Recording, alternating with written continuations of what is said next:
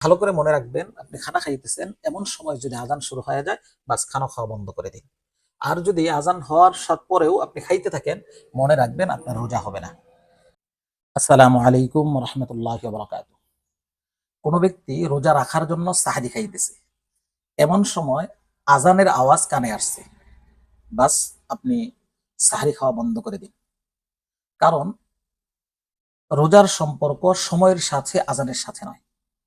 একটা কথা ভালো করে মনে রাখবেন, সারা দুনিয়াতে যে ফজরের আজান হয়, এই ফজরের আজান ফজরের সময় আসার পরেই হয়। তাই আপনি আজানের আগেই সেহরি খাই শেষ করুন। আপনি সাহরি খাইতেছেন এমন সময় আজান শুরু হয়ে গেছে, আর আপনি সাহরি খাইতেই আছেন, মনে রাখবেন আপনার রোজা হবে না। আল্লাহর কোরআন এটাই ঘোষণা করেছেন, ওকুলু ওয়াশরাবু হাত্তা ইয়াতাবায়্যানা লাকুমুল খায়তুল আবিয়াদু মিনাল খায়তিল আসওয়াদি মিনাল ফাজর। আল্লাহর কোরআন এটাই বলেছেন যে রোজার সম্পর্ক সময়ের সাথে আজানের সাথে নয়। সম্মানিত সুধী, এখানে আরেকটা বিষয় ভালো করে বুঝবেন।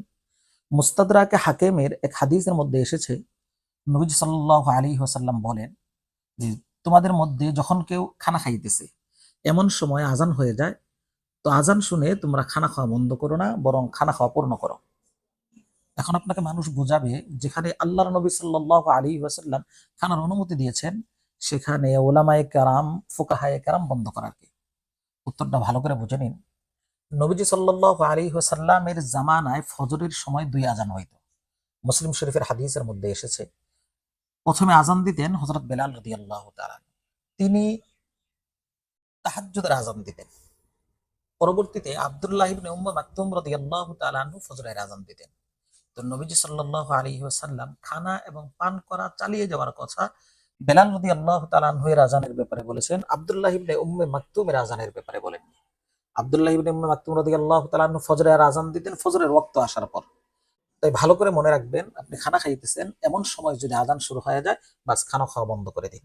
আর যদি আজান হওয়ার সাথ পরেও আপনি খাইতে থাকেন, মনে রাখবেন আপনার রোজা হবে না। সম্মানিত সুধী, আমি আশা করি আমি আমার বিষয়টি আপনাদেরকে ক্লিয়ারলি বোঝাইতে পেরেছি।